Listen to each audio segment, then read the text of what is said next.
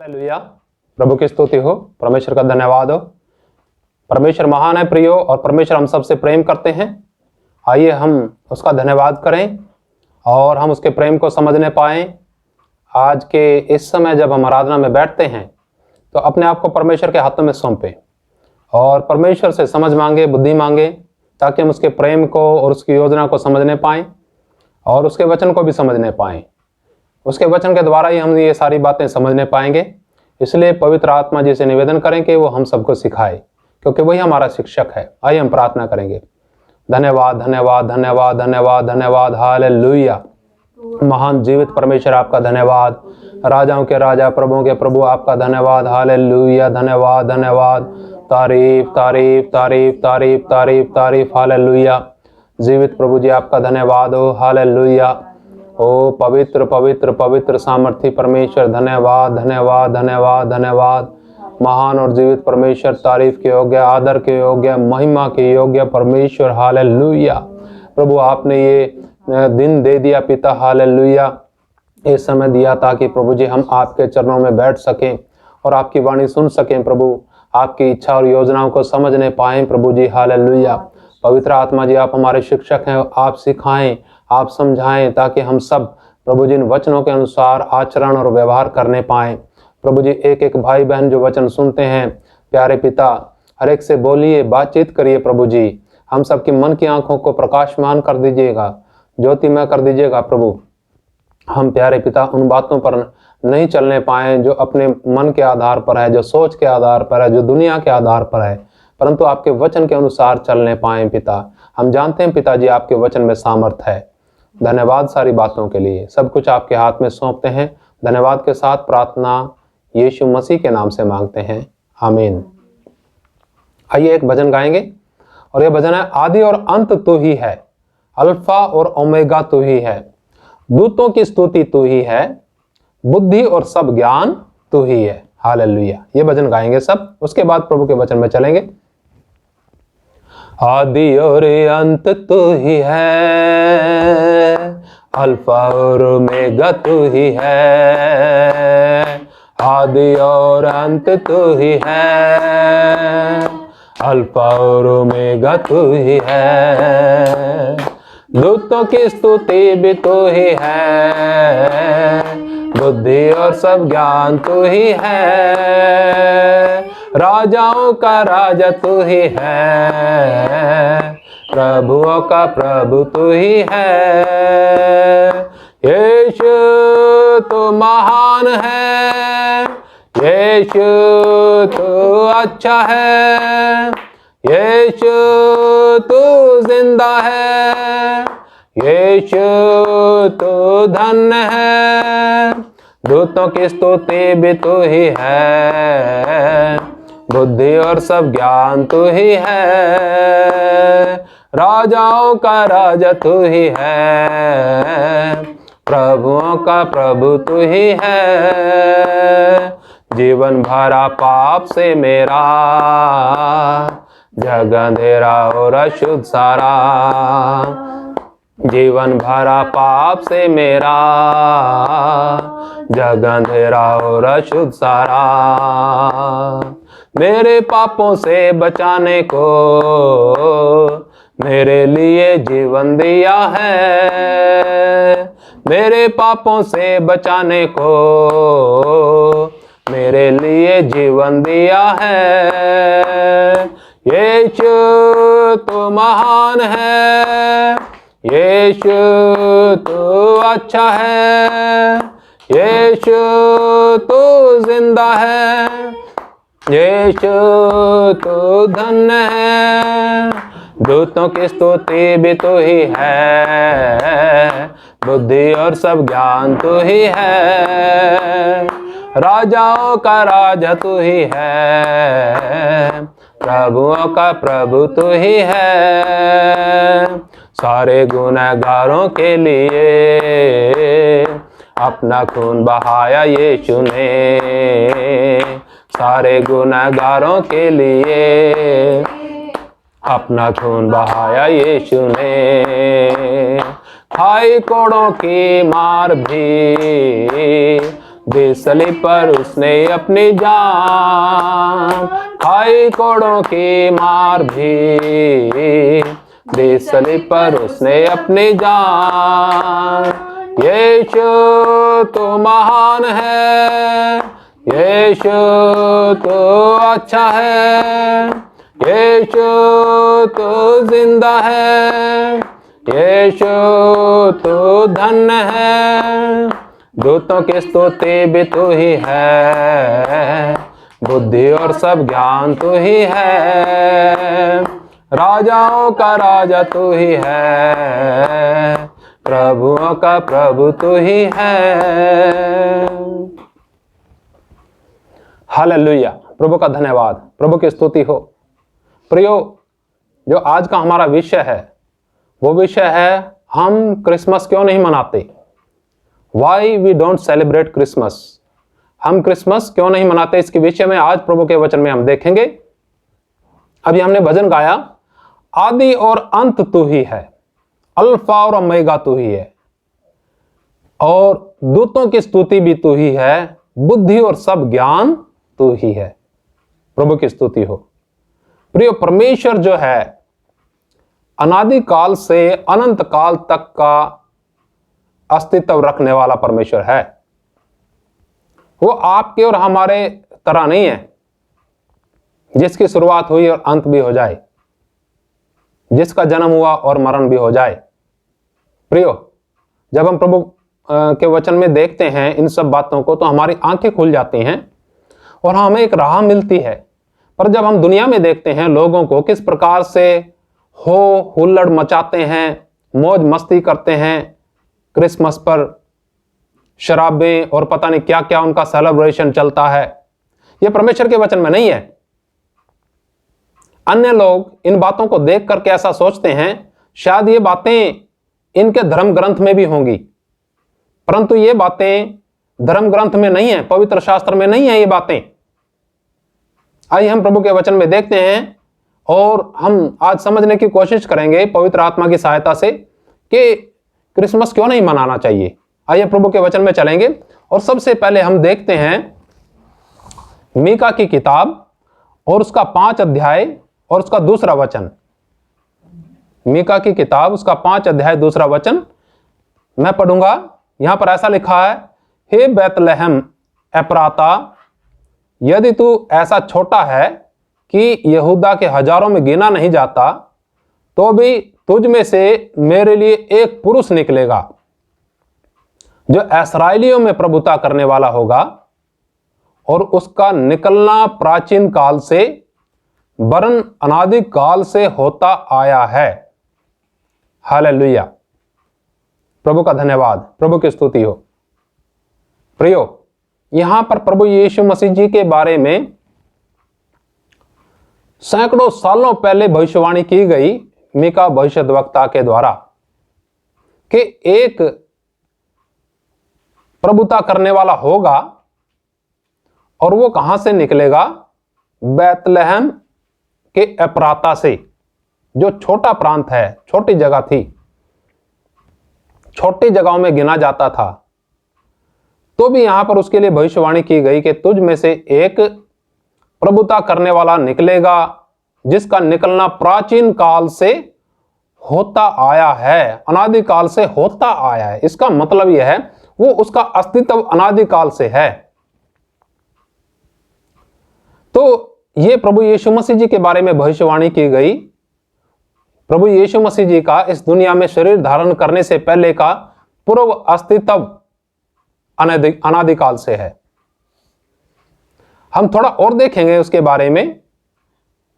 यूहन्ना रचित सुसमाचार उसका 1 अध्याय 1 से 3 तक भी देखेंगे। वचन में लिखा है, आदि में वचन था और वचन परमेश्वर के साथ था और वचन परमेश्वर था। यही आदि में परमेश्वर के साथ था और सब कुछ उसी के द्वारा उत्पन्न हुआ, और जो कुछ उत्पन्न हुआ है उसमें से कोई भी वस्तु उसके बिना उत्पन्न नहीं हुई। हालेलुया, प्रभु का धन्यवाद। और इसका 14 वचन भी पढ़ेंगे तो और स्पष्ट होगा। और वचन देहधारी हुआ और अनुग्रह और सच्चाई से परिपूर्ण होकर हमारे बीच में डेरा किया, और हमने उसकी ऐसी महिमा देखी जैसी पिता के इकलौते की, अर्थात प्रभु यीशु मसीह की। यानी ये जो वचन है, वचन क्या हुआ? देहधारी हुआ। और ये देह धारण करके वचन इस दुनिया में जब आया तो एक उद्देश्य से आया था। प्रभु जी का यह उद्देश्य नहीं था कि जिस दिन प्रभु यीशु मसीह जी ने देह धारण की यहां पर, यानी वचन ने देह धारण की और वचन का नाम रखा गया, यहां पर उस देह का नाम रखा गया यानी उद्धारकर्ता। प्रभु यीशु मसीह जी का अर्थ क्या है? उद्धारकर्ता, जगत का उद्धारकर्ता। तो जब देह धारण की तो उसका अर्थ यह नहीं था, उसका मतलब यह नहीं था या उद्देश्य यह नहीं था कि उस दिन इस दुनिया के अंदर सेलिब्रेशन किया जाए, क्रिसमस मनाया जाए। जिस प्रकार से अपने पूर्व जीवन में हम अन्य प्रकार से सेलिब्रेट करते थे, अपने आराधक को जिसकी आराधना करते थे, हर साल सेलिब्रेट करते थे, हर साल उत्सव मनाते थे, कुछ भी कह सकते हैं। लोगों की भाषा में लोग कहते हैं जयंती, इधर भी लोग क्या कहने लगे? मसीह जयंती। क्या कहने लगे? मसीह जयंती। कहीं बाइबल में है ही नहीं वो चीज। यहां पर हम देखते हैं वचन क्या हुआ, अनादि काल से जो था उसने देह धारण की और हमने उसकी ऐसी महिमा देखी जैसे पिता के इकलौते की, यानी प्रभु यीशु मसीह की। प्रियो, प्रभु जी इस दुनिया के अंदर एक उद्देश्य के साथ आए, और जब स्वर्गदूतों ने मरियम के पास आकर के बोला, हे मरियम तू गर्भवती होगी और एक पुत्र जनेगी और उसका नाम तू यीशु रखना, अर्थात यीशु का मतलब हमारे पापों से उद्धार करता। यानी जब जगत में पाप बढ़ गया, लोगों ने पाप से छुटकारे के लिए अनेक प्रकार का प्रयत्न किया और असफल रहे, फिर परमेश्वर ने दया करके अपने आप रास्ता स्वर्ग से भेजा, अपने आप प्रबंध स्वर्ग से किया, वचन देहधारी होकर के आया, ताकि जो भी कोई प्रभु यीशु मसीह पर, उस वचन पर जिसने देह धारण की थी, विश्वास करे, वो नाश ना हो पर अनंत जीवन पाए। परंतु बीच बीच में लोगों ने क्या कर लिया? दुनिया के प्रभाव के कारण अनेक प्रकार के ट्रेडिशन, परंपराएं वचन के ऊपर लाद दी, जो परमेश्वर के वचन के अंदर है ही नहीं। जब हम देखते हैं 25 दिसंबर कहीं परमेश्वर के वचन के अंदर नहीं है, तो 25 दिसंबर जब परमेश्वर के वचन के अंदर नहीं है तो हमें ये क्रिसमस मनाने की क्या आवश्यकता है? हम देखते हैं प्रभु के वचन में एक जगह और, देखिएगा, ये मिलेगा दूसरा पत्रस में और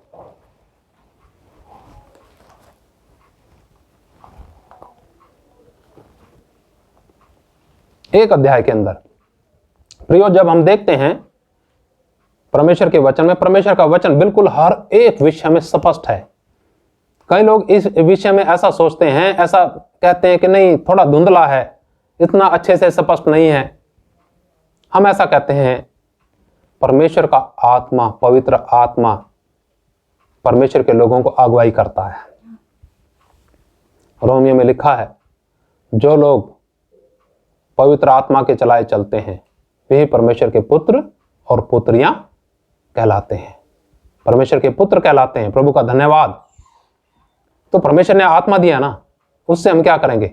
वो आत्मा हमें अनुसरण करने के लिए, इस संसार का अनुसरण करने के लिए प्रेरित करेगा या परमेश्वर का वचन अनुसरण करने के लिए प्रेरित करेगा? मैं सोचता हूं परमेश्वर का आत्मा संसार के अनुसार चलने के लिए नहीं, परंतु वचन के अनुसार चलने के लिए प्रेरित करेगा। जहां पर परमेश्वर का वचन बिल्कुल स्पष्ट है, 25 दिसंबर अगर मनाना होता तो इसमें दिया होता। परमेश्वर के वचन के अंदर कहीं 25 दिसंबर नहीं है। देखिए, थोड़ा पढ़ते हैं हम दूसरा पत्रस को, उसका 1 अध्याय और उसका 3 वचन पढ़ेंगे।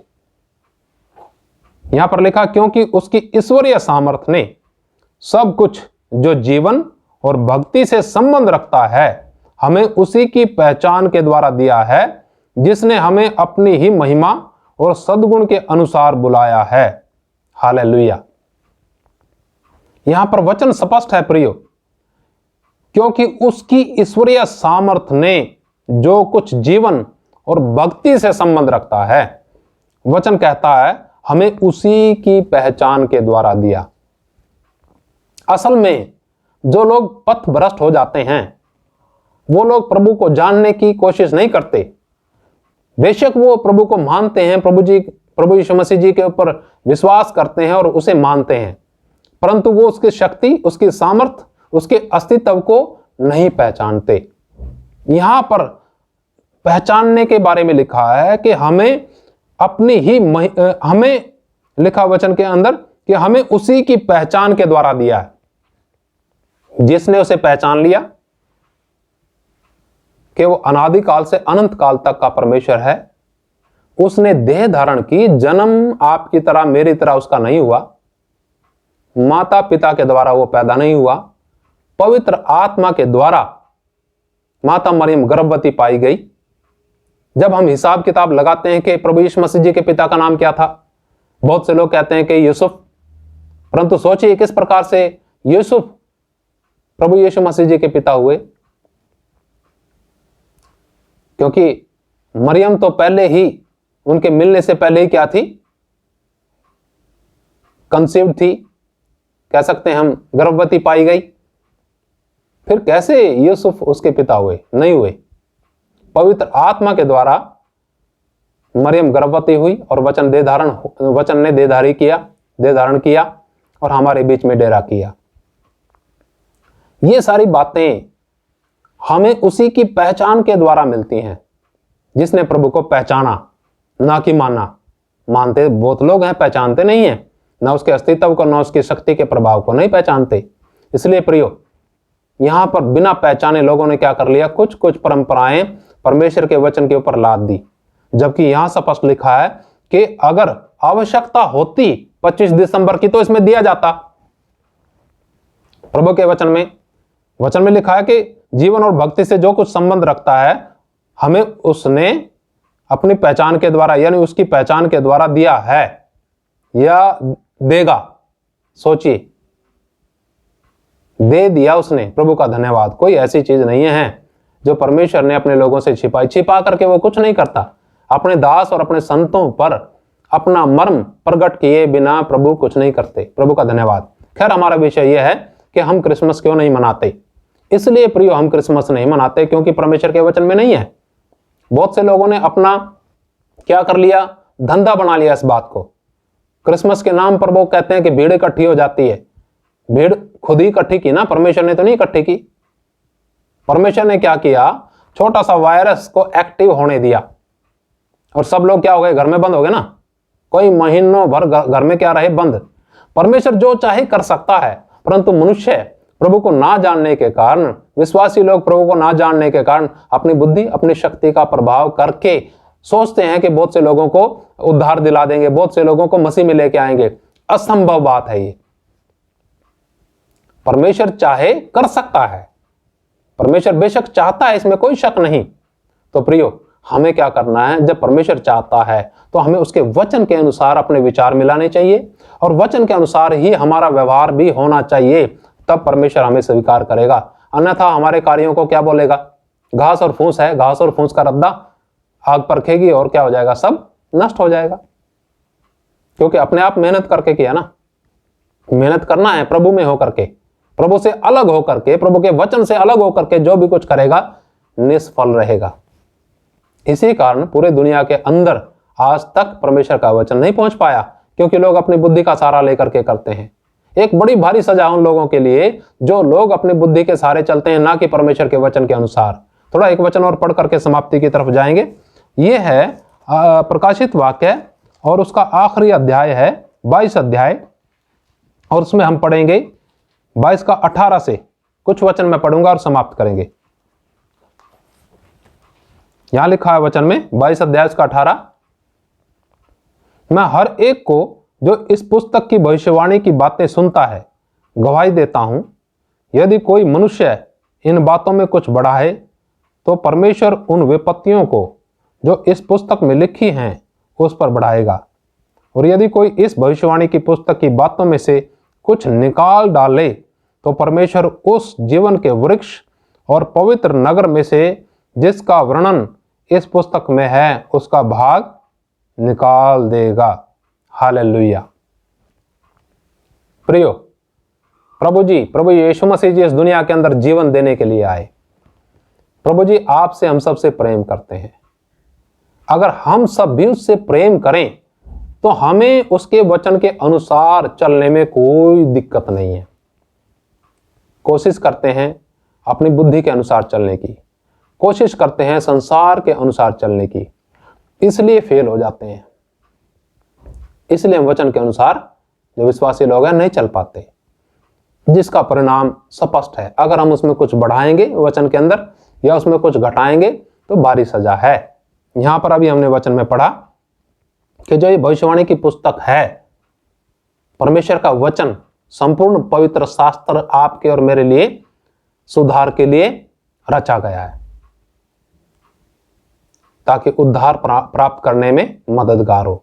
प्रभु का धन्यवाद। तो प्रियो, यहां पर स्पष्ट लिखा है कि जो इस भविष्यवाणी की पुस्तक सुनता है, मैं गवाही देता हूं। स्पष्ट कहता प्रभु का दास, यदि कोई मनुष्य इन बातों में कुछ बढ़ाए तो परमेश्वर उन विपत्तियों को जो इस पुस्तक में लिखी हैं उस पर बढ़ाएगा। प्रियो, जब चंगाई सभाएं करते हैं ना लोग, तो क्या करते हैं और कहते हैं जो बीमार है वो आगे आ जाओ, तो सबसे आगे कौन नजर आते हैं मालूम है आप लोगों को? सबसे आगे यही ईसाई लोग नजर आएंगे जो सालों से प्रभु के पीछे चलते हैं, वही सामने नजर आएंगे। ये सजा है, और भी बड़ी भारी सजा है, पर लोग समझते ही नहीं है, क्योंकि उनके अंदर संसार का प्रेम है, शरीर का प्रेम है, मान सम्मान का प्रेम है, ये सारी चीजें उनके अंदर हैं। इसलिए परमेश्वर के वचन को बिल्कुल नजरअंदाज करके दुनिया के अनुसार चलते हैं। वचन के अनुसार नहीं चलेंगे, इसमें घटाएंगे बढ़ाएंगे, घटा बढ़ा करके लोगों को शिक्षा देंगे, तो प्रियो विपत्तियां यहां पर आएंगी। और एक और भारी सजा लिखी है 19 वचन में, यदि कोई उस भविष्यवाणी की पुस्तक की, इस भविष्यवाणी की पुस्तक की बातों में से कुछ निकाल डाले, यानी कुछ कम करके प्रचार करे, तो परमेश्वर उस जीवन के वृक्ष, कौन सा वृक्ष?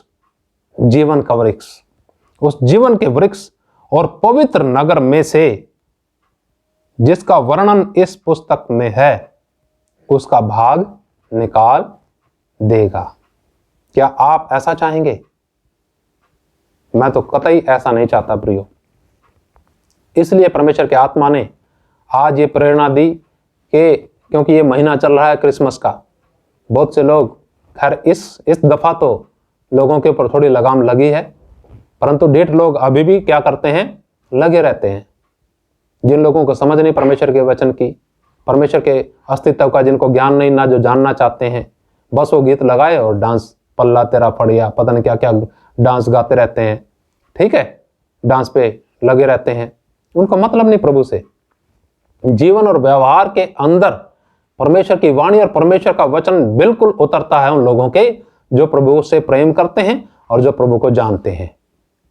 परमेश्वर आप सब लोगों को ऐसी समझ दे, ऐसी बुद्धि दे कि आप इस वचन को क्या करें, मनन करें और परमेश्वर के सामने, परमेश्वर के वचन के सामने अपने हृदय को टूटने दें, ताकि परमेश्वर आपको तैयार करे और परमेश्वर की योजना आपके जीवन के अंदर पूरा हो। प्रियो, परमेश्वर ने हम सबको सजा के लिए नहीं, हम सबको आशीष के लिए चुना है। अपने अनुग्रह के द्वारा उसने हमें निकाला है। प्रभु का धन्यवाद। तो प्रियो, जब ये मसीह मुसाफिर जीवन जीते हैं, मसीह मुसाफिर का जीवन हम जीते हैं, तो इस जीवन के अंदर कैसे परमेश्वर की योजना पूरी होगी अगर हम अपने आप को समर्पित नहीं करेंगे परमेश्वर के वचन के आगे। आइए अपने आप को परमेश्वर के वचन के आगे समर्पित करें, और अगर किसी का कोई सवाल होता है तो आप जरूर हमारे से संपर्क कीजिएगा। कमेंट बॉक्स में जरूर आप कमेंट कीजिएगा।